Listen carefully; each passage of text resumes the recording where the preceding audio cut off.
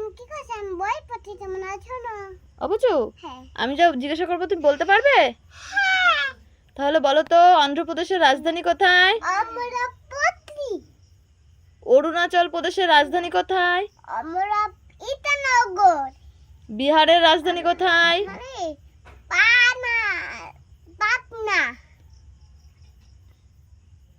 ছত্তিশগড়ের রাজধানী কোথায়? গান্ধীনগর ছত্তিশগড় রাজধানী। রায়পুর গোয়া রাজধানী কোথায়? পানাজি গুজরাটের রাজধানী কোথায়? নাথানি পানাজি গান্ধীনগর মহারাষ্ট্রের রাজধানী? মুম্বাই